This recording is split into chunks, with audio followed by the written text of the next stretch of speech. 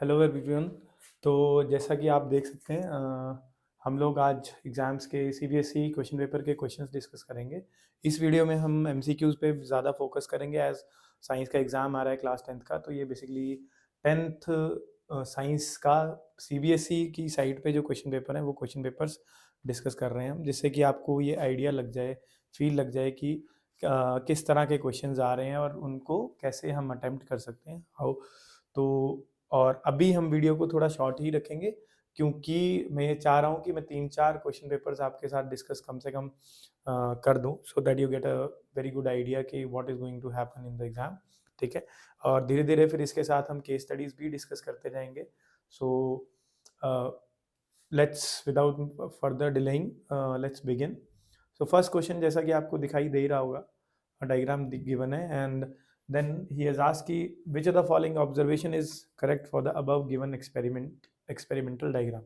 तो कौन सा कोई ऑप्शन सही है वो पूछ रहा है। दिख रहा है डायग्राम में, चाइना डिश है और उसमें कॉपर पाउडर है, उसको हीट कर रहे हैं ट्राईपॉड पे रख के, मतलब ट्राईपॉड स्टैंड और बर्नर यूज़ करके। तो 4 ऑप्शन दिख रहे हैं। तो क्या है? First option is red coloured copper is reduce to black coloured copper oxide. तो हमें पता होगा, या आप लोगों को भी जैसे पता होगा, कॉपर का नेचुरल कलर रेडिश ब्राउन है। अब कोई रेड बोलता है, कोई रेडिश ब्राउन बोलता है, but almost reddish brown colour है कॉपर का। ठीक है? सो ऑब्वियसली इनिशियली जब कॉपर पाउडर होगा तो वो रेडिश ब्राउन होगा। ठीक है? जब उसको हम हीट करते हैं तो वो कॉपर ऑक्साइड बनाता है, कॉपर 1 ऑक्साइड बनाता है। ठीक है? सो जब हीट करते हैं तो कॉपर ऑक्साइड का जो कलर है वो ब्लैक होता है। ठीक है? So red colour copper oxide is reduced. अब रिड्यूस नहीं हो रहा है। अगर आप इक्वेशन लिखना चाहें तो, sorry, what is happening is Cu plus O2 giving rise to CuO। तो ये रिएक्शन का इक्वेशन है। तो सामने दिख रहा है एडिशन ऑफ ऑक्सीजन को क्या बोलते हैं हम? ऑक्सीडेशन। तो क्योंकि एडिशन ऑफ ऑक्सीजन ऑक्सीडेशन होता है और कॉपर जो है वो ऑक्सीडाइज हो रहा है कॉपर ऑक्साइड में। सो क्या इसका ऑप्शन आएगा? और इनिशियल इसका कलर क्या है? रेड, और इसका कलर क्या है? ब्लैक। तो कौन सा ऑप्शन आएगा फिर? सी ऑप्शन आएगा, red colour copper oxide, copper is sorry not C, D option आएगा, red colour copper is oxidise to black colour copper two oxide. ठीक है? Red colour copper is oxidise to black colour copper two oxide. Clear? Next इसमें next question जैसे कि आपको दिख रहा है, अभी जस्ट मैं नेक्स्ट क्वेश्चन पे चलते हैं।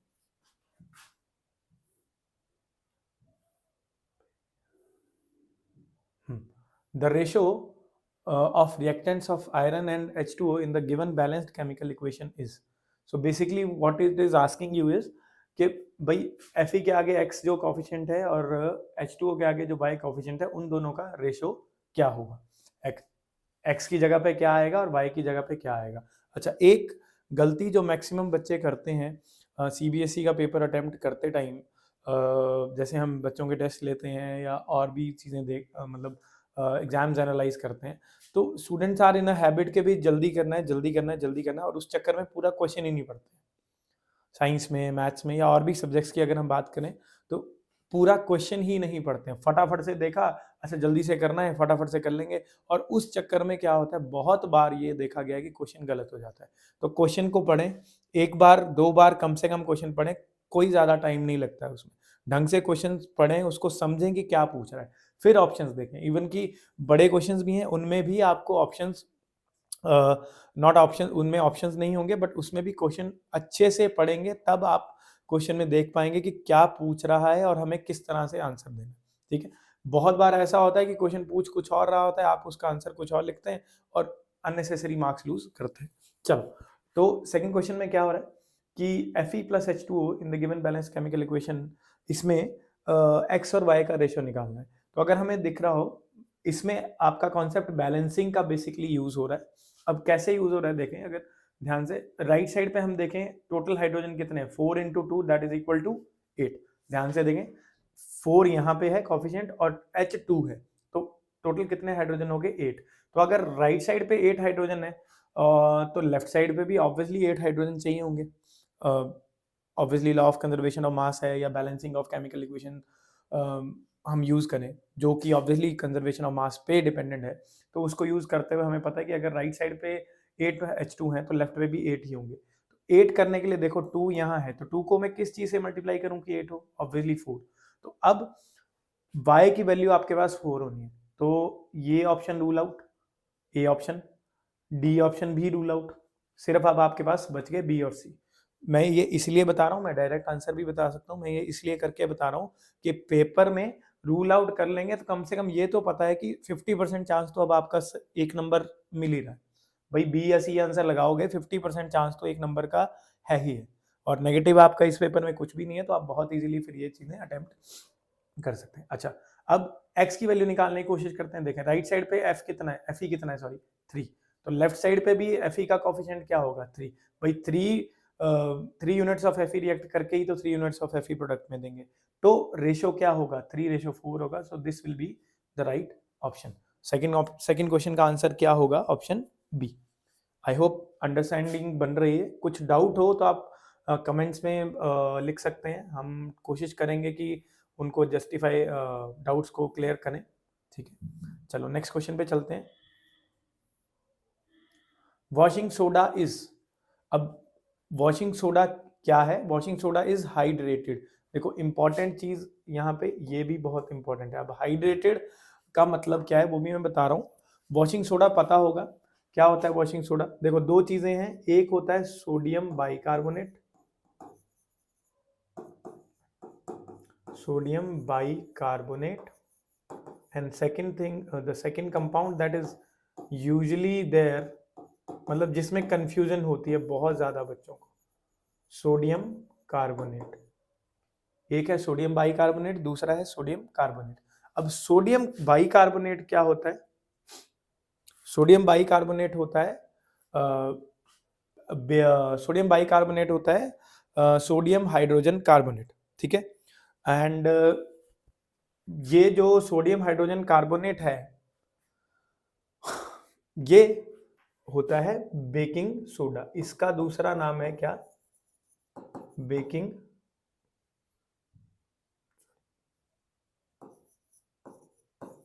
इसका दूसरा नाम है बेकिंग सोडा। और जो आपका सोडियम कार्बोनेट है इसका दूसरा नाम है क्या, वॉशिंग सोडा, ठीक है। सॉरी इसने मिस कर दिया। सोडियम कार्बोनेट का दूसरा नाम क्या है, वॉशिंग सोडा, और सोडियम बाइकार्बोनेट का नाम क्या है, बेकिंग सोडा। अब इसको याद कैसे रखना है, बाइकार्बोनेट बेकिंग सोडा, बी और बी, ये देखो इसमें भी बी है इसमें भी बी है, तो बी और बी मैच कर रहे हैं, इसलिए बाइकार्बोनेट क्या है, बेकिंग सोडा, और जो बच गया वो क्या है, वॉशिंग सोडा। इसका जो फॉर्मूला होता है वो होता है NaHCO3, इसीलिए इसका नाम सोडियम हाइड्रोजन कार्बोनेट है। और ये जो है ये है सोडियम कार्बोनेट Na2CO3। अब जनरली इसके साथ 10H2O लगा होता है। इसका पूरा नाम सोडियम कार्बोनेट डेकाहाइड्रेट है, इसीलिए यहाँ पे washing soda is hydrated sodium carbonate answer आपका होगा। मतलब आंसर है आपका option D sodium carbonate, but इसका पूरा नाम अगर देखें तो सोडियम कार्बोनेट डेकाहाइड्रेट है। अगर आपने टॉपिक पढ़ा हो तो इसमें वाटर ऑफ क्रिस्टलाइजेशन है, ये 10H2O, 10 मॉलिक्यूल्स ऑफ वाटर इसके साथ कनेक्ट होते हैं, और इसीलिए इसको हाइड्रेटेड सोडियम कार्बोनेट या सोडियम कार्बोनेट डेकाहाइड्रेट भी बोलते हैं। और ये वॉशिंग सोडा है, ठीक है। और बेकिंग सोडा क्या है, जो आपका बेकिंग पाउडर में यूज होता है, बेकिंग सोडा वो चीज़ है, वो है सोडियम हाइड्रोजन कार्बोनेट। तो आई होप दोनों में आपको कोई कंफ्यूजन नहीं होगा।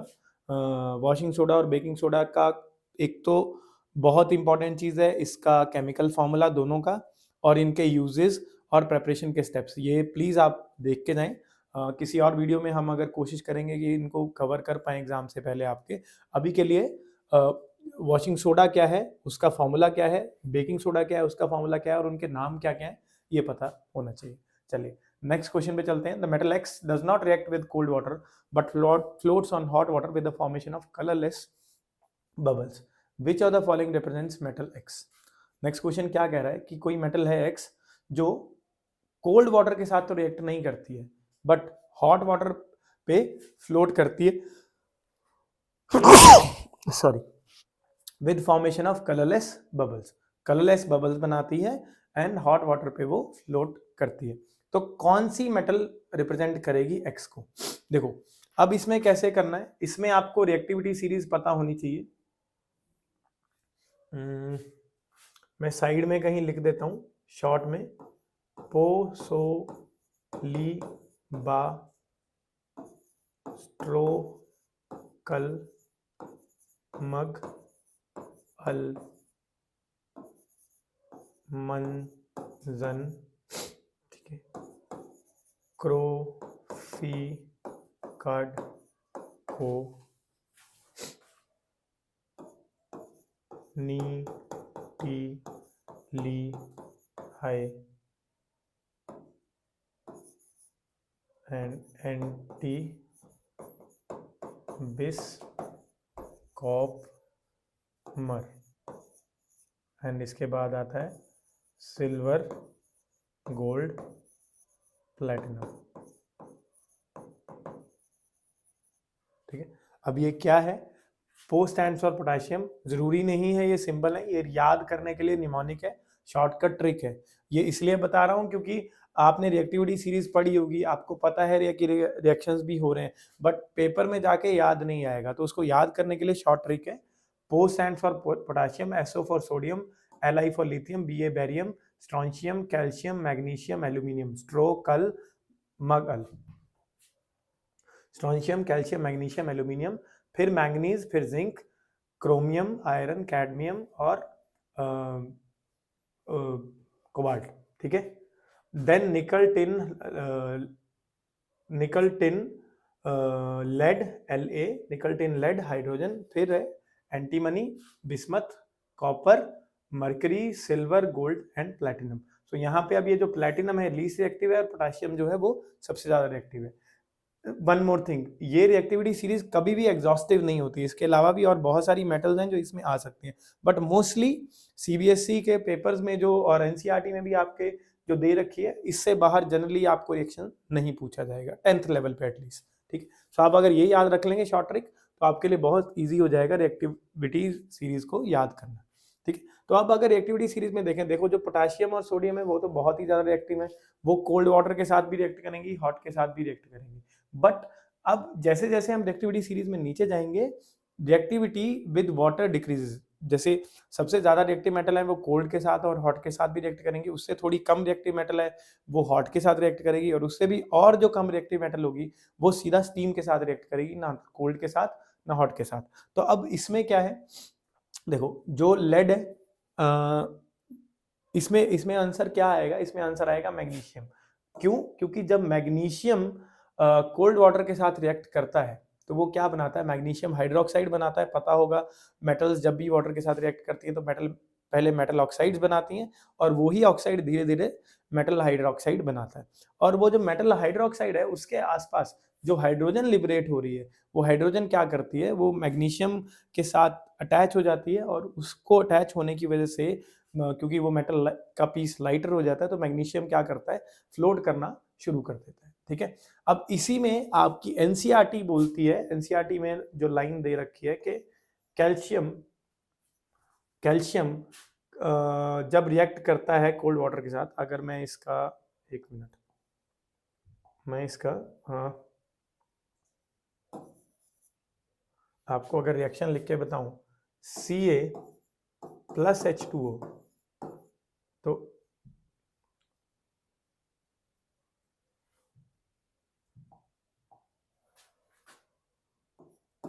Ca plus H2O giving rise to CaOH twice plus H2।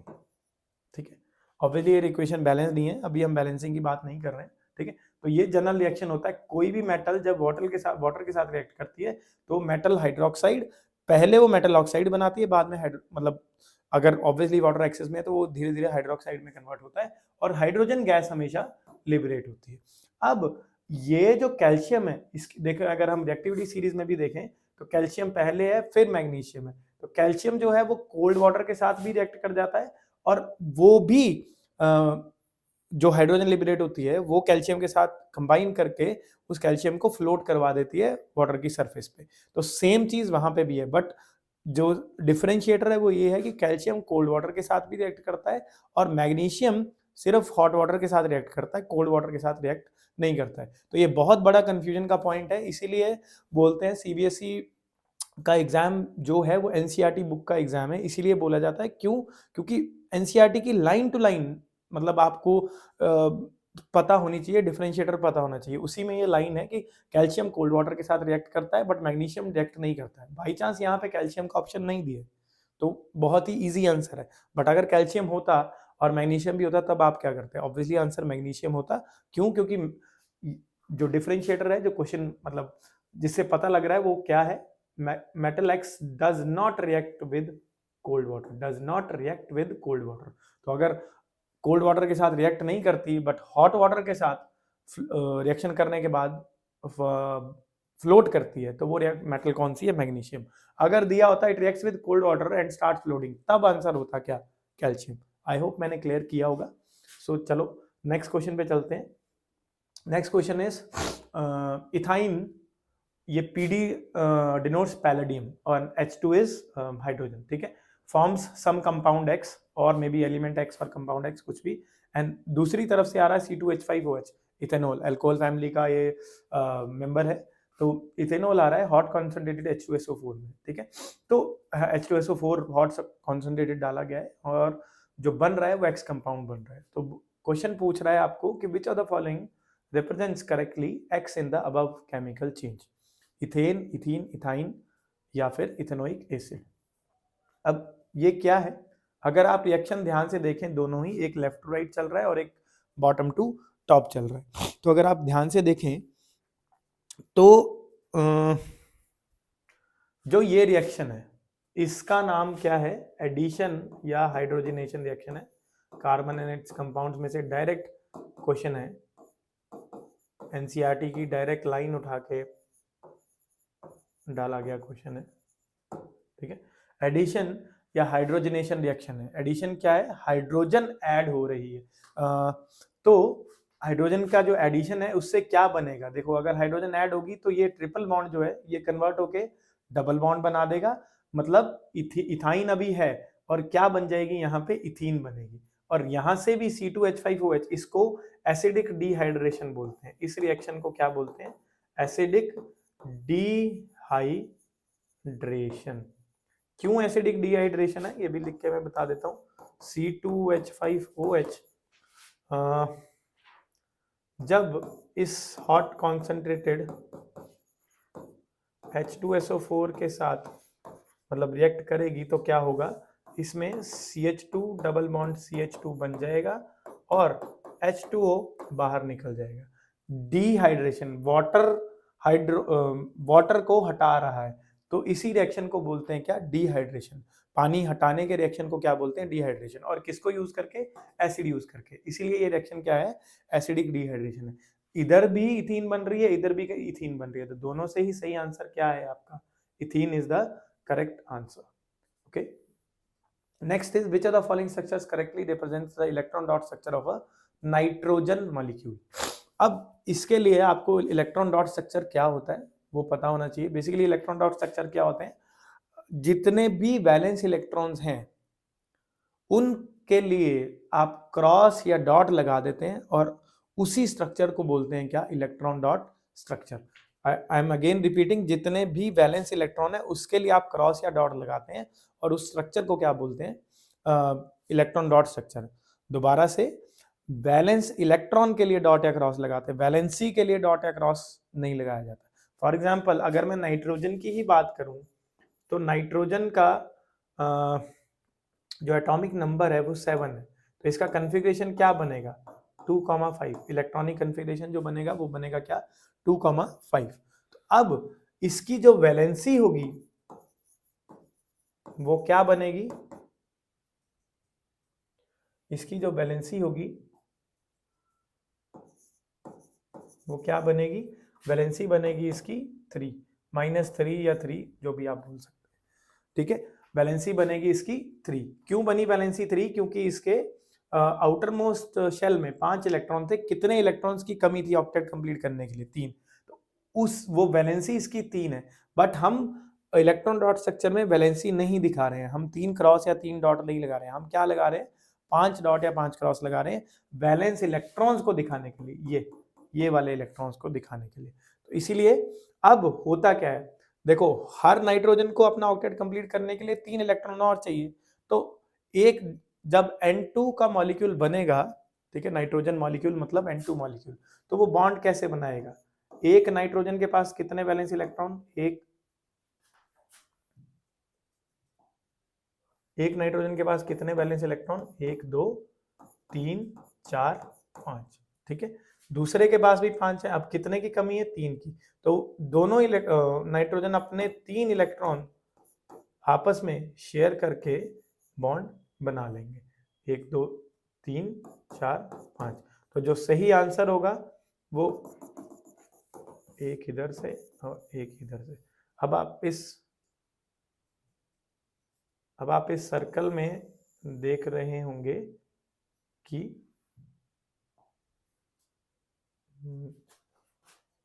मैं किसी और पेन से बनाने की कोशिश करता हूँ शायद।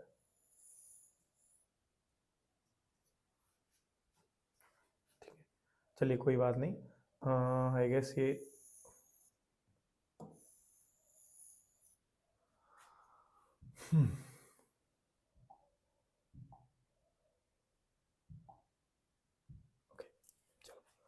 कोई बात नहीं, ये सर्कल नहीं बनाने दे रहा है मुझे, कोई नहीं, आप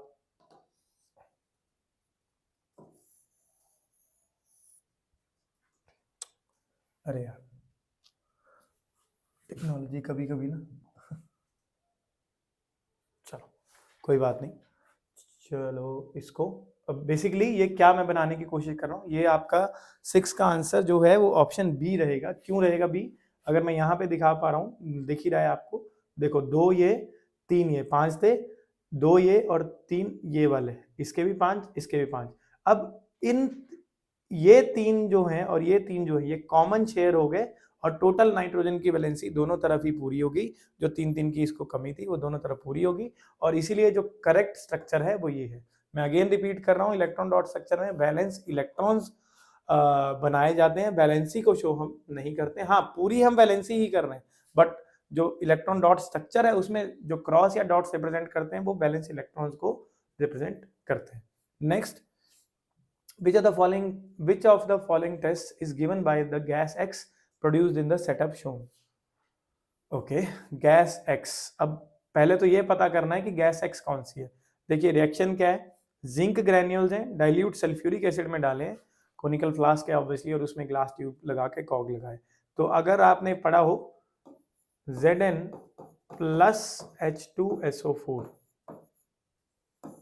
क्या बनाएगा, डिस्प्लेसमेंट रिएक्शन है, मैंने अभी रिएक्टिविटी सीरीज ऊपर लिखी थी पोसोलीबा वाली, जिसने नहीं देखी पीछे प्लीज रेफर कर लें, इसी वीडियो के 2 या 3 क्वेश्चन पहले मैंने रिएक्टिविटी सीरीज लिखी है, तो वहां पे भी मैंने बताया था कि जिंक जो है वो हाइड्रोजन से ज्यादा रिएक्टिव है, तो क्या करेगी ये जिंक, यहाँ सल्फेट आयन के साथ कंबाइन कर जाएगी और हाइड्रोजन को डिस्प्लेस कर देगी, और इसीलिए इन रिएक्शंस को डिस्प्लेसमेंट रिएक्शन या मेटल डिस्प्लेसमेंट रिएक्शंस भी बोलते हैं। क्यों, क्योंकि मेटल जो ज्यादा रिएक्टिव मेटल्स हैं, हाइड्रोजन से ज्यादा रिएक्टिव मेटल्स हैं रिएक्टिविटी सीरीज में, वो हाइड्रोजन को अपनी कंपाउंड से डिस्प्लेस करके खुद जाके कंबाइन हो जाएंगी, तो क्या बनेगा, जिंक सल्फेट और हाइड्रोजन गैस आपकी निकल के आएगी। अब अगर आपको पता लग गया कि हाइड्रोजन गैस निकल रही है, तो गैस जो गैस X है वो कौन सी है, हाइड्रोजन, ठीक है। अब आपसे क्वेश्चन ध्यान से, अब बच्चे देखो गलती करेंगे, अच्छा सर हाइड्रोजन गैस है, हम ढूंढेंगे हाइड्रोजन गैस कहाँ है वो, बट जब हम ऑप्शन देखेंगे तो कहीं भी हाइड्रोजन गैस तो पूछी नहीं।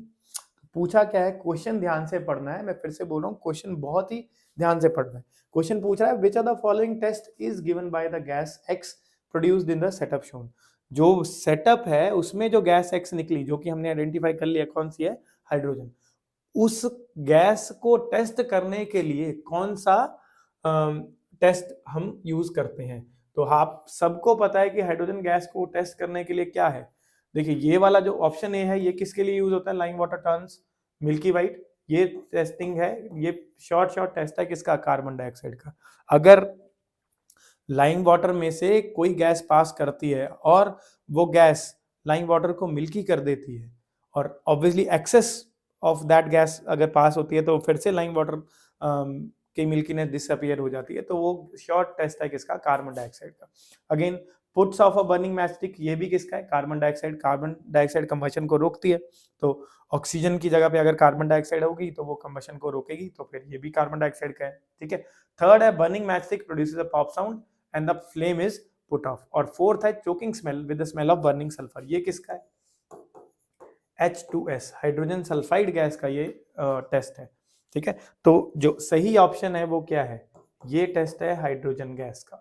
जब भी हाइड्रोजन गैस को के पास हम एक बर्निंग मैच स्टिक या एक बर्निंग स्प्लिंटर, कोई जलती हुई लकड़ी या जलती हुई चिंगारी अगर हम लेके जाएंगे, तो वो एक पॉप साउंड के साथ रिलीज होती है और फ्लेम को जनरली पुट ऑफ कर देती है। तो इसका सही आंसर क्या होगा? सी। बट साथ में आपको मैं बता रहा हूं कि ये चारों ही ऑप्शन बहुत इंपॉर्टेंट है, क्योंकि ये क्या चेक करने के लिए यूज होते हैं? CO2 चेक करने के लिए जनरली ये टेस्ट आपके यूज, मतलब CO2, पहले दो CO2 के लिए जनरली यूज होते हैं, जिसमें से ये तो बहुत ही इंपॉर्टेंट है। ये इतना शॉर्ट नहीं है, क्योंकि बहुत सारी चीजें जो है वो कंबशन को रोकती हैं, तो ये इतना शॉर्ट टेस्ट नहीं है। बट ये तो डेफिनेटली शॉर्ट टेस्ट है किसका? कार्बन डाइऑक्साइड का। और जो लास्ट वाला है गैस जिसकी चोकिंग स्मेल है और बर्निंग सल्फर की स्मेल है, वो गैस कौन सी है? Hydrogen sulphide. तो सी ऑप्शन हाइड्रोजन के लिए यहाँ पे करेक्ट होगा। Okay, next.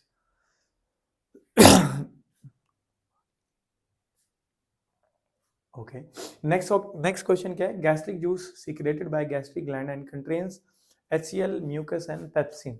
Which activity will be affected in the absence of hydrochloric acid? Okay. अच्छा, gastric juice secreted by gastric gland. Okay, comment में आपने ये बताना है कि गैस्ट्रिक ग्लैंड कहाँ पे प्रेजेंट होता है, किस ऑर्गन में हमारे गैस्ट्रिक ग्लैंड प्रेजेंट है। ठीक है, कमेंट्स में ये बताइए जरूर। ठीक है, इससे आपका रिवीजन होता रहेगा। ठीक है, और गैस्ट्रिक ग्लैंड से सीक्रेट होने वाले गैस्ट्रिक जूस में क्या क्या होता है? Hydrochloric acid, mucus and pepsin. अब बोल रहे हैं कौन सी एक्टिविटी, अगर हाइड्रोक्लोरिक एसिड ना प्रोड्यूस हो तो कौन सी एक्टिविटी इफेक्ट होगी? देखिए, हाइड्रोक्लोरिक एसिड का जो मेजर काम है वो क्या है? जहां पे ये प्रोड्यूस होता है, अब अगर मैं आंसर बताऊंगा तो आपको जो मैंने ऊपर क्वेश्चन पूछा था वो मतलब पता लग जाएगा, तो इसलिए मैं वो नहीं बोल रहा हूं।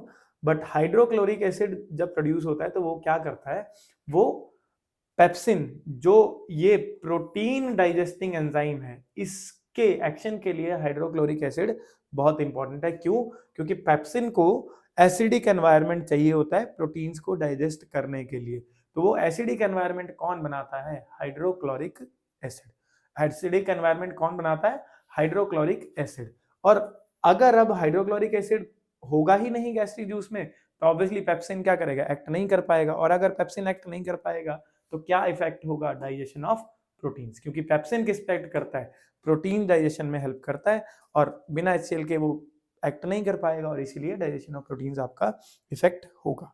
ओके, अब आपको फिर पिछले क्वेश्चन के साथ दोबारा से ये जुड़ रहा है कि ये हाइड्रोक्लोरिक एसिड कहाँ पे पेप्सिन की हेल्प करता है अगर, और ये गैस्ट्रिक ग्लैंड मैंने पूछा था कहाँ पे है, दोनों का आंसर सेम है। तो आप प्लीज कमेंट करिए कि क्या चीज इसका आंसर होगा। Okay, next. Rajesh noted that a potted plant kept in the window of his room shows bending towards sunlight. Okay, क्या बोल रहा है ये? फोटोट्रॉपिज्म का क्वेश्चन है बेसिकली। तो एक प्लांट है, अगर मैं साइड में बनाऊं, मान लीजिए यहाँ सन है, ठीक है, और यहाँ कोई विंडो है, बड़ी सी विंडो बना देते हैं, यहाँ से लाइट आ रही है। ठीक है, तो बोल रहा है कि राजेश ने देखा कि कोई प्लांट इसने लगाया था और ये प्लांट धीरे धीरे क्या हुआ? सन की तरफ बेंड होना शुरू हो गया। इसका प्लांट की जो बेंडिंग है वो सन की तरफ होना शुरू हो गई। ठीक है जी, तो अब इसका रीजन पूछ रहा है क्यों हुआ होगा। सो पहला ऑप्शन है more growth in the well lit region due to diffusion of oxygen hormone. Second, in more growth in the region away from light due to diffusion of oxygen hormone. Okay and आपका third option है more growth in the well lit region due to diffusion of cytokinin and fourth भी cytokinin. देखो तो जो cytokinin है, पहली बात तो वो ग्रोथ को तो प्रमोट जनरली नहीं करता, वो सेल डिवीजन और उन सब के काम आता है, तो सी और डी ऑप्शन तो खत्म ही हो गया। अब बचता है ए और बी ऑप्शन, इसमें ही मैक्सिमम बच्चों को कंफ्यूजन होती है। अब मैक्सिमम बच्चे ऑप्शन आंसर क्या लगा के आएंगे इस क्वेश्चन का, ए, बट जो ए आंसर है वो रॉन्ग, ए आंसर रॉन्ग है। क्यों रॉन्ग है? क्योंकि जो ऑक्सिन है वो कहाँ इकट्ठा होता है, अगर आपने ध्यान से एनसीईआरटी पढ़ी है, ऑक्सिन कहाँ पे इकट्ठा होता है, जहां पे लाइट है। फॉर एग्जांपल अगर मैं बनाऊं ये प्लांट की स्टेम और मान लो कि लाइट यहां से आ रही है ऐसे, तो जो ऑक्सिन है वो अवे फ्रॉम लाइट इकट्ठा होगा, दूसरी तरफ शेड वाले रीजन में ऑक्सिन जनरली इकट्ठा होता है, ठीक है जी। और क्योंकि ऑक्सिन इस तरफ ज्यादा इकट्ठा होगा, तो ऑक्सिन क्या प्रमोट करता है, ग्रोथ प्रमोट करता है, तो ये वाला रीजन ज्यादा ग्रो करेगा। और क्योंकि ये वाला रीजन ज्यादा ग्रो करेगा और ये रीजन में, इस तरफ रीजन में ग्रोथ कम है, तो एक तरफ लेफ्ट वाली साइड ग्रोथ ज्यादा है, राइट वाली साइड ग्रोथ कम है, तो फिर ये जो राइट वाली चीज है ये ज्यादा ग्रो करते हुए और लेफ्ट वाली चीज क्योंकि कम ग्रो कर रही है, तो ये इसको धीरे धीरे धीरे धीरे क्या करेगी, लाइट की तरफ बेंड कर देगी। क्योंकि यहाँ पे ग्रोथ ज्यादा है, यहाँ पे ग्रोथ कम है, तो ये धीरे धीरे धीरे धीरे क्या होगा, लाइट की तरफ बेंड होगा। क्योंकि ये ग्रो करते करते टिश्यू, अब भाई यहाँ अगर तो बराबर ग्रोथ होती तो दोनों सीधा ग्रो करते रहते, बट यहाँ ग्रोथ ज्यादा है और यहाँ ग्रोथ कम है, तो यहाँ पे क्योंकि ग्रोथ ज्यादा है तो टिश्यू ज्यादा जल्दी ग्रो कर रहे हैं, ज्यादा जल्दी ग्रो करते हुए क्या कर रहे हैं, वो इसकी ग्रोथ को तो मैच कर नहीं पा रहा। तो जितनी देर में ये भाई 1 सेंटीमीटर ग्रो कर रहा है, उतनी देर में ये 3-4 सेंटीमीटर ग्रो कर जा रहा है, अब टूट तो सकता नहीं, तो ये क्या कर रहा है फिर, ये इसको लाइट की तरफ को बेंड कर दे रहा है। तो सही ऑप्शन क्या होगा, बी आंसर इसका, बी ऑप्शन इसका सही आंसर है। More growth in region away from light due to diffusion of auxin hormone. जो ऑक्सिन हार्मोन है वो कहाँ इकट्ठा होता है, बहुत इंपॉर्टेंट चीज है, ऑक्सिन हार्मोन कहाँ इकट्ठा होता है, लाइट से ऑपोजिट तरफ इकट्ठा होता है, और उसी ऑपोजिट तरफ में ऑक्सिन हार्मोन ग्रोथ करवाता है, और उस ग्रोथ की वजह से जो प्लांट की शूट्स हैं वो जनरली बेंड कर जाती हैं टुवर्ड्स द लाइट। समझ आ गया होगा होपफुली। नेक्स्ट, अब 10th question.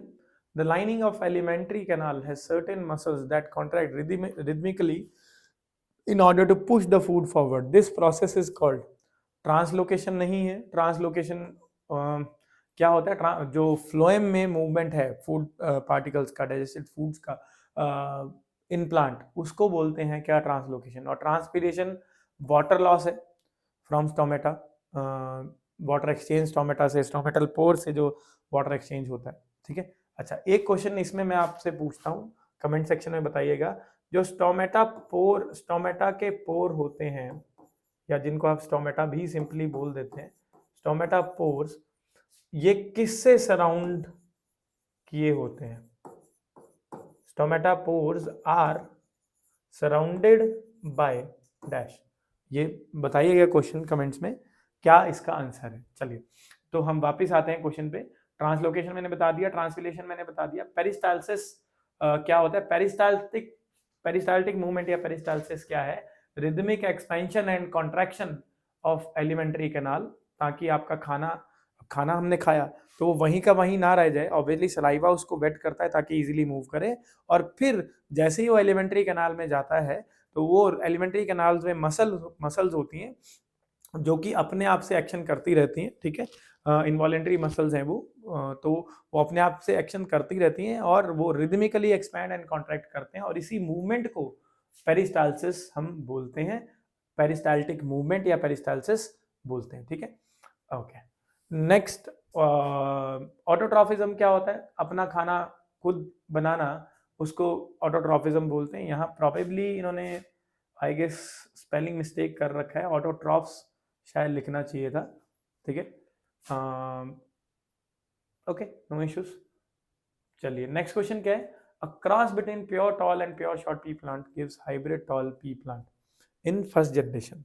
What would be the genotypic ratio in the offsprings of the second generation if these F1 plants were self-pollinated? Okay.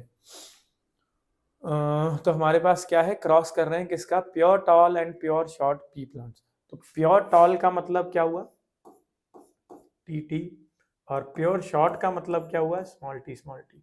I hope ये capital T और small T मैंने कैसे लिखा है ये सबको क्लियर होगा। बेसिकली किसी भी कैरेक्टर को डिटरमाइन करने के लिए दो अलील्स जनरली होते हैं, क्योंकि हमारे पास 23 पेयर्स होते हैं और क्रोमोसोम्स के 23 पेयर्स होते हैं। तो हर एक पेयर में एक कैरेक्टर को डिटरमाइन करने के लिए दो अलील्स होते हैं, ठीक है, या सेम सेट ऑफ जीन्स मतलब होता है, दो सिमिलर सेट ऑफ जीन्स होते हैं जिनको अलील्स बोलते हैं। तो ये दो अलील्स हैं। अब जब इन अलील्स में से गमीट बनता है तो कोई एक ही आगे जाता है, मतलब अलील्स का जब गमीट बनेगा तो कोई एक ही जाएगा, या तो ये वाला टी या तो ये वाला टी, ठीक है, और यहां से भी ये या तो ये वाला टी और या तो ये वाला टी। ओके, तो जब अब ये गमीट बनते हैं, अब इनकी क्रॉसिंग करते हैं, तो फर्स्ट जनरेशन में देखो क्या क्या ऑप्शन है। अब होता क्या है, क्रॉसिंग का मतलब क्या है भाई, हम मान रहे हैं कि दो पेरेंट्स हैं, एक पेरेंट है जिसके पास कैपिटल टी है और दूसरे के पास स्मॉल टी है। प्योर का मतलब क्या है कि दोनों के जो ट्रेट्स हैं या दोनों के एलील्स हैं वो सेम है। प्योर को ही हम होमोजाइगस कंडीशन भी बोलते हैं और इम्प्योर को ही हम हेटेरोजाइगस कंडीशन भी बोलते हैं या हाइब्रिड भी बोलते हैं उनको, ठीक है। तो अब जब देखो एक गैमीट इस पेरेंट से आया और एक गैमीट इस पेरेंट से आया, तो दोनों ही केस में पॉसिबिलिटी क्या बनेगी, कैपिटल टी स्मॉल टी। ये वाला कैपिटल टी अगर इसके साथ कंबाइन हो तब भी कैपिटल टी स्मॉल टी, ये अगर इसके साथ हो तब भी कैपिटल टी स्मॉल टी, ये वाला टी अगर इसके साथ हो तब भी कैपिटल टी स्मॉल टी, और ये वाला हो तब भी कैपिटल टी स्मॉल टी। तो फर्स्ट जनरेशन में जो ऑफस्प्रिंग बनेगा वो क्या बनेगा, हाइब्रिड टॉल पी प्लांट। अब हाइब्रिड टॉल क्यों बन रहा है, हाइब्रिड टॉल क्यों बन रहा है, क्योंकि देखो जो अलील्स हैं वो कैपिटल टी भी है स्मॉल टी भी है, बट ये जो स्मॉल टी का अलील है ये तो रिसेसिव है, तो कैपिटल टी अपना ट्रेट एक्सप्रेस करेगा और इसीलिए क्या बना, हाइब्रिड टॉल पी प्लांट बनेगा, ठीक है। अब in hybrid tall pea plant को हमने सेल्फ पॉलिनेट कराया, मतलब जो दोनों पेरेंट है वो क्या है, कैपिटल टी स्मॉल टी और कैपिटल टी स्मॉल टी।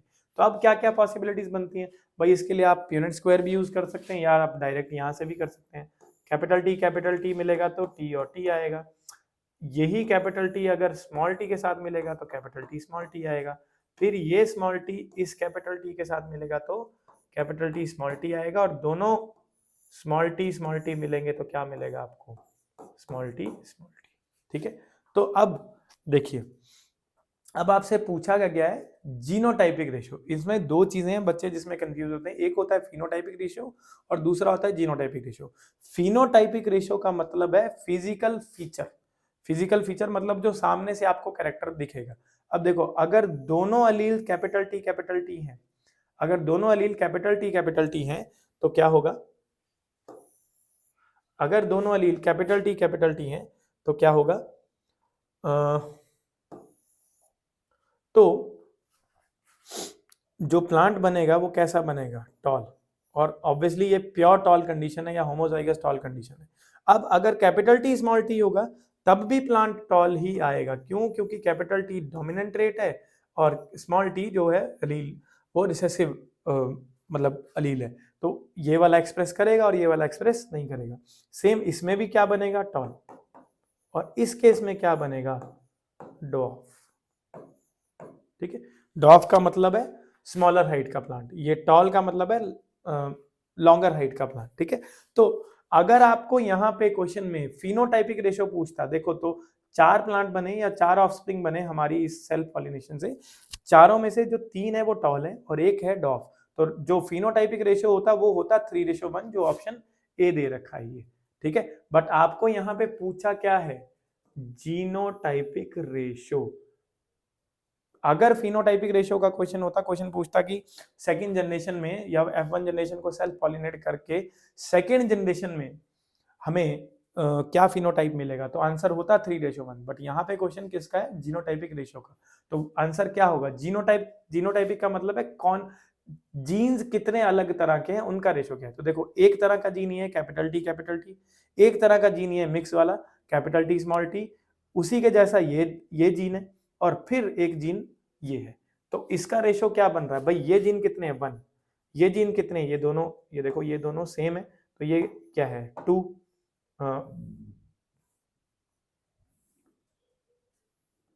1, और ये दोनों क्या है 2, और ये वाला क्या है 1, तो रेशो क्या बनेगी 1:2:1, ठीक है। तो रेशो क्या बनेगी 1:2:1।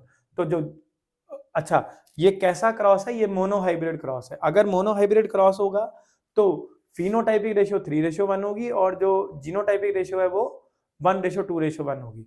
और अगर डाईहाइब्रिड क्रॉस हो तो जीनोटाइपिक रेशियो क्या होगी, ये आप कमेंट सेक्शन में बताना मुझे। अगर डाईहाइब्रिड क्रॉस हो तो उसमें जीनोटाइपिक रेशियो क्या होती है। ओके, जीनोटाइपिक और फिनोटाइपिक रेशियो क्या होती है। ओके, दोनों चीजें आप बताइएगा, ठीक है।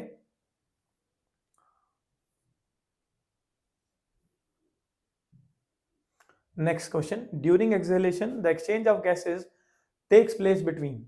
जब एक्सहेलेशन है मतलब सांस बाहर जब हम निकालते हैं तो गैसेस एक्सचेंज कहाँ पे होता है। देखो सबको पता है गैसियस एक्सचेंज कहाँ होता है, लंग्स के एल्वेलाइज में और ब्लड में, तो इसका आंसर ये है, ठीक है। टिश्यू फ्लूइड या blood and body tissue, blood और बॉडी टिश्यू में एक्सहेलेशन के टाइम पे गैसियस एक्सचेंज नहीं होता है। ये वाला गैसियस एक्सचेंज होता है जब ऑक्सीजन ऑक्सीजन कैरी की जाती है ब्लड से हर एक बॉडी के टिश्यू या सेल तक जब पहुंचाई जाती है, तो वहां पे ब्लड ऑक्सीजन छोड़ लेता है, जो ऑक्सीजन छोड़ देता है टिश्यूज के लिए, और टिश्यूज में जो रेस्पिरेशन में कार्बन डाइऑक्साइड प्रोड्यूस हुई है वो उठा लेता है। तो वो वाला गैसियस एक्सचेंज, ये ब्लड एंड बॉडी टिश्यू वाला गैसियस एक्सचेंज तब होता है जब रेस्पिरेशन के लिए ऑक्सीजन डिलीवर की जाती है। तो ये इसका आंसर क्या होगा, alveoli of the lung and the blood. Okay, and चलो नेक्स्ट करते हैं 13 question. Light enters from air to glass having refractive index of 1.5, speed of light in glass is. Okay, very good question. अगर आपको refraction का concept clear है तो ये question करना बहुत ही इजी है। देखिए रिफ्रैक्टिव इंडेक्स को म्यू या तो n से डिनोट करते हैं, और वो होता क्या है, it is the ratio of speed of light in air या वैक्यूम, एयर और vacuum upon speed of light in medium. जिस भी मीडियम की बात की है जिसका हम रिफ्रैक्टिव इंडेक्स बोल रहे हैं, तो उस मीडियम की जो स्पीड, उस मीडियम में जो लाइट की स्पीड है वो डिनोमिनेटर में है, और एयर और वैक्यूम में जो लाइट की स्पीड है वो न्यूमिनेटर में है। तो अगर हम रिफ्रैक्टिव इंडेक्स की बात करें, एब्सोल्यूट रिफ्रैक्टिव इंडेक्स की बात करें, तो वो हमेशा ही 1 से बड़ा आने वाला है, क्योंकि लाइट की स्पीड मैक्सिमम किस में होती है, एयर या वैक्यूम में लाइट की स्पीड मैक्सिमम होती है, और इसीलिए एब्सोल्यूट रिफ्रैक्टिव इंडेक्स हमेशा 1 से बड़ा आता है, ठीक है। अब यहाँ पे क्वेश्चन क्या पूछ रहा है कि एयर से ग्लास में लाइट जा रही है, एयर से ग्लास में लाइट जा रही है और हैविंग रिफ्रैक्टिव इंडेक्स। अच्छा, किसका रिफ्रैक्टिव इंडेक्स दिया है, यहाँ पे बच्चे बहुत गलती करते हैं। क्या एयर का रिफ्रैक्टिव इंडेक्स दिया है क्या, नहीं, ग्लास का रिफ्रैक्टिव इंडेक्स। भाई एयर का अगर रिफ्रैक्टिव इंडेक्स बनाना होगा तो देखो ये फॉर्मूला मैंने दिया है, उसमें क्या बनेगा, speed of light in air upon नीचे भी क्या आएगा, मीडियम क्या है। अगर एयर का रिफ्रैक्टिव इंडेक्स पूछेगा तो वहां पे मीडियम क्या बन जाएगा, खुद एयर ही तो बन जाएगा। तो ऊपर भी speed of light in air, नीचे भी speed of light in air, यहाँ एयर स्लैश वैक्यूम था, नीचे भी speed of light in air, ऊपर भी speed of light in air, तो दोनों क्या होंगी, सेम होंगी, और इसलिए रिफ्रैक्टिव इंडेक्स एयर का क्या बनेगा, 1 बनेगा। तो ये रिफ्रैक्टिव इंडेक्स डेफिनेटली एयर का नहीं है, ये किसका है, ग्लास का। तो ग्लास का रिफ्रैक्टिव इंडेक्स क्या है, अगर मैं शॉर्ट में लिखूं अब, n is equal to c by bg, where vg represents the velocity of light in glass and c is the velocity of light in air। तो अब हमें पता है कि c की वैल्यू तो हमें डेफिनेटली पता है, ठीक है, और n क्वेश्चन में दे दिया है, तो हमें पूछा क्या है, speed of light in glass, तो हमें बेसिकली क्या निकालना है, vg। तो इसको हम रीअरेंज कर सकते हैं, vg is equal to c by n, ठीक है। अब c क्या, c कितना होता है, 3 इंटू 10⁸ मीटर पर second, speed of light in air vacuum, ठीक है, अप्रोक्सीमेटली इतना होता है, एग्जैक्ट वैल्यू तो 2.99 समथिंग है, ठीक है। और अब n कितना दे रखा है क्वेश्चन में, रिफ्रैक्टिव इंडेक्स दे रखा है ग्लास का 1.5, तो इसको हम डेसिमल यूज करने नहीं देता, चलो कोई बात नहीं। 1.5, तो जब 1.5 डेसिमल हटाएंगे तो ऊपर बनेगा 30, 15 टू द 30, तो आंसर क्या आने वाला है 2 इंटू 10⁸ मीटर पर सेकेंड। यहाँ पे कौन सा ऑप्शन है, ऑप्शन बी इसका आंसर होगा। आई होप ये चीज क्लियर है।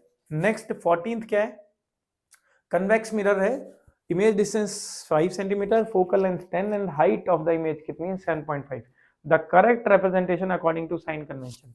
अब देखो इसमें बहुत सारी चीजें हैं। पहली चीज तो कन्वेक्स मिरर, कनकेव और कन्वेक्स मिरर का फोकल लेंथ कैसे पता लगता है सर की पॉजिटिव है या नेगेटिव, उसका मैं एक शॉर्ट ट्रिक बता देता हूँ। बहुत ही सिंपल चीज है, कन्वेक्स में एक्स आ रहा है और इस एक्स को अगर रोटेट करें तो प्लस बनेगा। तो कन्वेक्स चाहे मिरर हो चाहे लेंस हो, उसकी फोकल लेंथ हमेशा पॉजिटिव होगी, और क्योंकि फोकल लेंथ पॉजिटिव है तो उसका रेडियस ऑफ कर्वेचर भी हमेशा पॉजिटिव होगा। बहुत ही काम की चीज है, क्योंकि मैक्सिमम बच्चे इसी में कंफ्यूज होते हैं, सर पता था बट प्लस माइनस ही नहीं पता लग रहा था। भाई बड़ी सिंपल ट्रिक है याद करने की, कन्वेक्स के लास्ट में एक्स आता है और एक्स को अगर हम रोटेट कर दें तो प्लस बनता है, तो कन्वेक्स का फोकल लेंथ भी पॉजिटिव, और चाहे वो कन्वेक्स मिरर हो चाहे वो कन्वेक्स लेंथ हो, उसका फोकल लेंथ और रेडियस ऑफ कर्वेचर दोनों ही क्या होंगे, पॉजिटिव। तो देखो जैसे ही कन्वेक्स, अच्छा साइन कन्वेंशन के अकॉर्डिंग करेक्ट रिप्रेजेंटेशन करना है, तो देखो जैसे ही पॉजिटिव हुआ ए ऑप्शन खत्म और आपका सी ऑप्शन भी खत्म, क्योंकि इन दोनों में ही फोकल लेंथ क्या दे रखी है, नेगेटिव, f -10 दे रखा है। तो अब आपके पास फिर से बी और डी में चॉइस बच गई। अच्छा अब देखते हैं, जो कन्वेक्स मिरर है वो हमेशा कैसी इमेज बनाता है, अगर आपको ध्यान हो कन्वेक्स मिरर हमेशा कैसी इमेज बनाता है, वर्चुअल, और अगर इमेज वर्चुअल है तो वो हमेशा ही इरेक्ट होती है। अगर इमेज वर्चुअल है तो वो हमेशा कैसी होती है, इरेक्ट, और इरेक्ट इमेज है मतलब अगर मैं कन्वेक्स मिरर बनाऊं तो इरेक्ट इमेज जहां मर्जी ऑब्जेक्ट रख दो, ये देखो ये यहाँ ऑब्जेक्ट रखा, ये पैरेलल रे ऑफ लाइट है, तो आफ्टर रिफ्लेक्शन ये इस तरह गई और ये कहीं जाके फोकस पे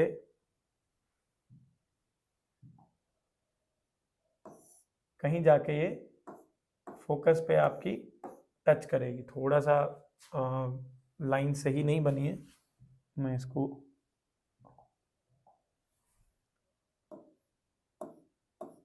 ठीक है, चलो, तो ये फोकस पे टच करेगी। दूसरी रे ऑफ लाइट चाहे अब आप यहां से ले आओ तब यहाँ जाएगी, देखो ये भी यहाँ कट करेगी, तो ये हमेशा फोकस से पोल और फोकस के बीच में इमेज बनाएगा। ये देखो ये ए डैश बी डैश, ठीक है, ये ए बी, ठीक है, फोकस और पोल के बीच में इमेज बनाएगा। और कैसी इमेज है, वर्चुअल, इरेक्ट एंड डिमिनिश्ड हमेशा कन्वेक्स मिरर बनाता है। तो अगर इमेज इरेक्ट है तो इमेज की हाइट जो एच डैश है वो कैसी आएगी, एच आई एच डैश कैसी आएगी, पॉजिटिव। तो अगर एच आई पॉजिटिव है तो अब हम देख लेते हैं कौन से ऑप्शन में, बी और डी बचा था हमारे पास, ए और सी तो पहले ही रूल आउट कर चुके हैं, तो बी में तो नेगेटिव एच आई, तो ये तो हो नहीं सकता, तो ऑप्शन क्या बचता है, सिर्फ डी ऑप्शन ही आंसर बचता है। ओके, फिर इसके बाद 15 question, if all the organisms of one trophic level in a food chain die, what would be its impact on the population of organism in the other trophic level. ठीक है, अब अगर एक ट्रॉफिक लेवल के organism खत्म, पूरी तरह खत्म हो जाते हैं फूड चेन में, तो उसके जो नीचे वाले ऑर्गेनिज्म है देखो उनको कंज्यूम करने वाला कोई नहीं बचेगा। तो अगर कंज्यूम मतलब कोई नहीं बचेगा, मतलब उस पर्टिकुलर फूड चेन में ऊपर क्योंकि ऑर्गेनिज्म खत्म हो गया, तो वो नीचे वाले ऑर्गेनिजम्स अब जितने पहले कंज्यूम हो रहे थे उतने कंज्यूम नहीं होंगे, क्योंकि हो सकता है कि वही ऑर्गेनिज्म किसी और फूड चेन में भी पैरेलली कंज्यूम हो रहा हो, बट एक फूड चेन पूरी एक लेवल खत्म होगा तो उसके ऊपर की पूरी फूड चेन खत्म हो जाएगी। तो अगर खत्म हो जाएगी तो जो नीचे वाली स्पीशीज है या नीचे वाले जो भी ऑर्गेनिज्म है उनका जो पॉपुलेशन है वो क्या होगी, वो इंक्रीज करेगी। तो ऑप्शन सी 15 का आंसर है। ठीक है, फॉर एग्जाम्पल अगर मैं ये फूड चेन बनाऊं, यहाँ पे मान लो ग्रास है, ग्रास को खाया, नेक्स्ट लेवल पे आया सपोज ग्रास ऑपर, ओके, ग्रास ऑपर के बाद आया मान लो फ्रॉग, और फ्रॉग के ऊपर आया स्नेक। ठीक है, ग्रास ऑपर फ्रॉग स्नेक। तो अब मानो कि फ्रॉग पूरी तरह से एलिमिनेट हो गया, ये एक फूड चेन है, इसमें से एक लेवल मतलब एक लेवल पे जो ऑर्गेनिज्म बैठा था वो ऑर्गेनिज्म पूरी तरह से सारे फ्रॉग उस एक पर्टिकुलर जगह के खत्म हो गए, तो फिर क्या होगा? देखो स्नेक तो कुछ और खा के सर्वाइवल कर लेगा, बट जो ग्रास हॉपर है, क्योंकि उनको फ्रॉग नहीं खा रहे हैं, तो वो ग्रास हॉपर का पॉपुलेशन क्या करेगा? इंक्रीज कर जाएगा। ऑब्वियसली कोई और ग्रास हॉपर को खा रहा होगा, बट जितने ग्रास हॉपर्स को फ्रॉग खत्म कर रहे थे, वो ग्रास हॉपर्स का नंबर इंक्रीज कर जाएगा, और इसलिए लोअर ट्रॉफिक लेवल में जो पॉपुलेशन है वो इंक्रीज करेगा। चलिए next question, chemicals that are non degradable. अब डिग्रेडेबल का मतलब कि वो जो खत्म नहीं होते हैं, get progressively accumulated at each trophic level and their concentration is seen maximum in the bodies of top consumer. This phenomena is known as, देखो ये पोल्यूशन तो नहीं है डेफिनेटली, ठीक है, एक्यूमुलेशन, इसका एग्जैक्ट नाम है बायोमैग्निफिकेशन, बायोलॉजिकल मैग्निफिकेशन या बायोमैग्निफिकेशन इसका एग्जैक्ट आंसर है। क्यों, क्या हो रहा है? देखो जो जैसे मैं एक एग्जांपल समझाता हूं कि हमने क्रॉप में कोई फर्टिलाइजर डाला, तो वो फर्टिलाइजर क्रॉप ने एब्जॉर्ब करा, अब वो डिग्रेडेबल नहीं है, मान लीजिए वो डिग्रेडेबल नहीं है, तो वो क्रॉप से जाएगा या तो वाटर में या तो सॉइल में, वहां से उसको ऑर्गेनिजम्स खाएंगे, वो ऑर्गेनिज्म को कोई और हायर ऑर्गेनिज्म खाएगा, कोई और हायर ऑर्गेनिज्म खाएगा, और जब तक वो ह्यूमन बींग्स के लेवल पे पहुंचेगा, थर्ड या फोर्थ लेवल पे पहुंचेगा, तो क्या होगा? वो 3-4 जगह से, जैसे सपोज करो उस पर्टिकुलर हार्मफुल ऑर्गेनिज्म को, पर्टिकुलर हार्मफुल केमिकल को आपकी फिश ने भी खाया, फ्रॉग ने भी खाया, और जो सॉइल में इंसेक्ट्स रहते हैं उन्होंने भी खाया। तो अब इंसेक्ट्स को खाया सपोज कर लो आपका मुर्गे ने, और मुर्गा ह्यूमन बीइंग ने कंज्यूम करा, तो क्योंकि वो ना तो इंसेक्ट में डिग्रेड हुआ ना मुर्गे में डिग्रेड हुआ, और वो आके ह्यूमन बीइंग के पास आ गया। दूसरी तरफ से वो प्लांट ने भी एब्जॉर्ब करा, तो उसमें भी वो डिग्रेड नहीं हुआ, वो फिर से ह्यूमन बीइंग के पास आया। तीसरी तरफ से किसी और फूड चेन से होता हुआ ह्यूमन बीइंग के पास आया, तो तीनों तरफ से वो ह्यूमन बीइंग के पास आते आते थोड़ी थोड़ी क्वांटिटी तीन तरफ से आई, और ह्यूमन बीइंग के पास जो है वो क्वांटिटी उस पर्टिकुलर हार्मफुल केमिकल की क्वांटिटी मल्टीप्लाई होके या मैग्नीफाई होके आ गई, इसलिए उसको बोलते हैं bio magnification.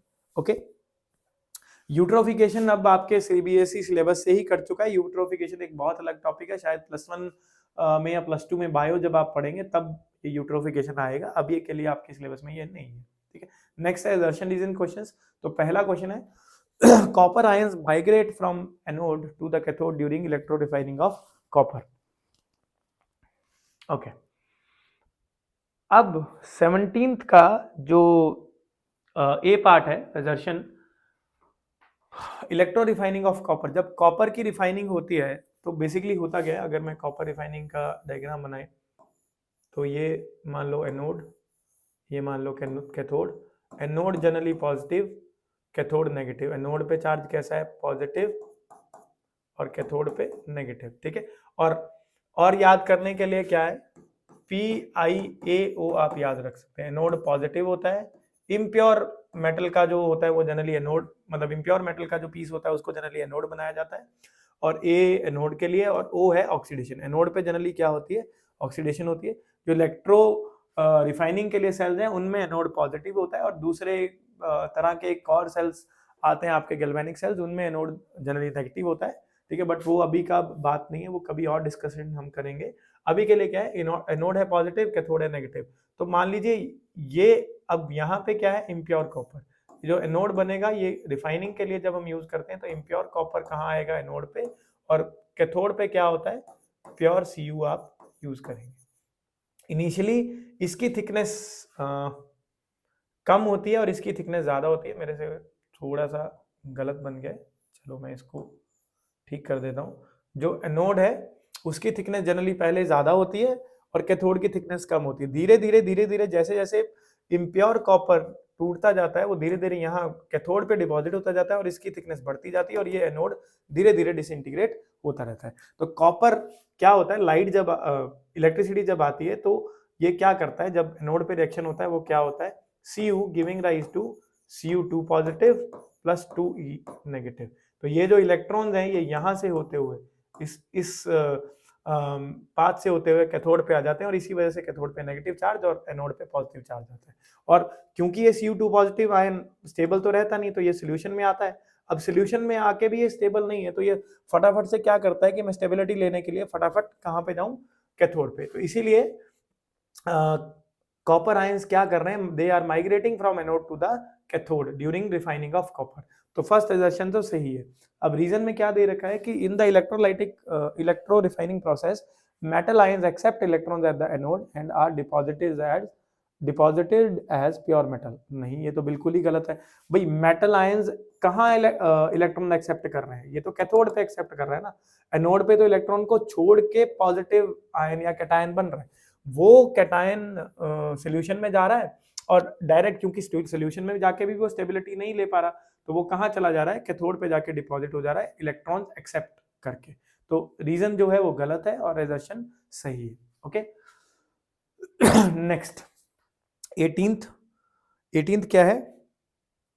A lot of difference in the concentration of ions was observed by scientists between, okay, अच्छा, आयंस की कॉन्सेंट्रेशन में बड़ा सारा डिफरेंस था, साइंटिस्ट ने ऑब्जर्व करा between the fluid in xylem cells of roots and that of soil. ठीक है, एंड रीजन इसका दे रखा है xylem cells in the root of plants which come in contact with the soil actively take up ions.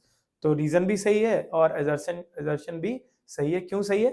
क्योंकि देखो अब होता क्या है, जब मान लीजिए ये कोई प्लांट है, ये इसका हम रूट्स बना देते हैं, ये सॉइल का लेवल है, ठीक है, ये यहाँ पे सॉइल है, ये इसका कोई रूट है। तो अब सॉइल में भी पानी होगा, यहाँ पे मान लो ये पानी के मॉलिक्यूल्स है, मैं किसी और कलर से बना देता हूँ ताकि डिफरेंशिएट करना इजी हो जाए। ये मान लो पानी के मॉलिक्यूल्स है और इन्हीं पानी के मॉलिक्यूल्स को ये रूट्स यहाँ पे एब्जॉर्ब करना चाह रही हैं बेसिकली, क्योंकि वाटर रिक्वायरमेंट रूट्स, वाटर और मिनरल की रिक्वायरमेंट रूट्स फुलफिल करती हैं प्लांट में। ठीक है, ये हमने प्लांट बना दिया, अच्छा सा नहीं लग रहा था, चलो। तो ये सॉइल की लेयर है और ये रूट्स है, ये आपकी रूट्स है और ये स्टेम और ये पूरा सॉइल है यहाँ। अब होगा क्या, पानी को एब्जॉर्ब करना है, तो अब पानी को एब्जॉर्ब करने के लिए क्या करना पड़ता है कि जो जाइलम है ना, वो क्या करता है, यहाँ पे जो मिनरल्स हैं, सोडियम हो गया या पोटाशियम हो गया या और जो भी मिनरल्स हैं, उनको एक्टिवली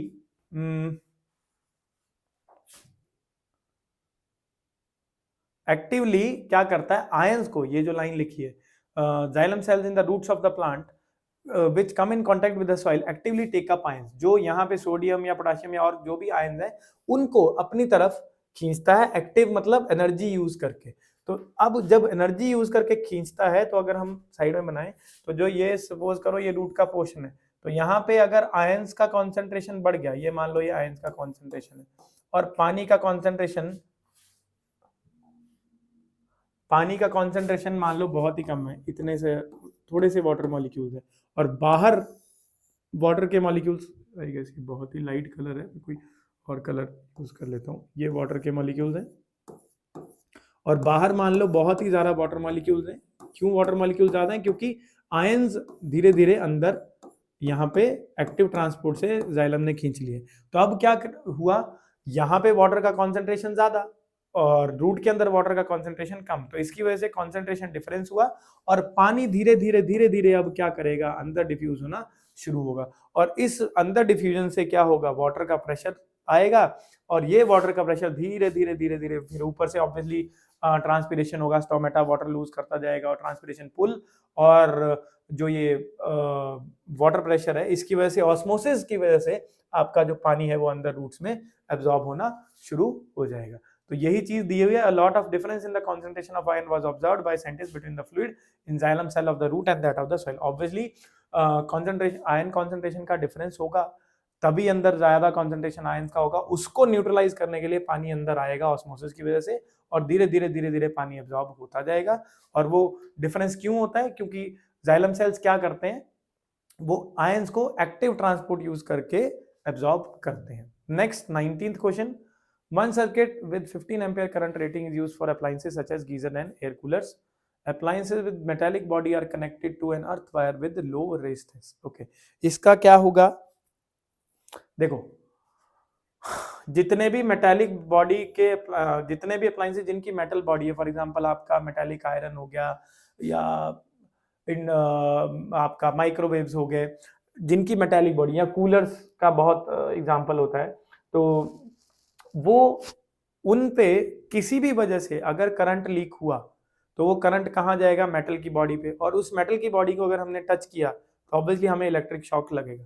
तो उस शॉक को बचाने के लिए हम जनरली जो मेटालिक बॉडी के ऑब्जेक्ट्स होते हैं या अप्लायंसेज होते हैं, उन पे अर्थ वायर हम मेटलिक बॉडी के साथ कनेक्ट करके रखते हैं।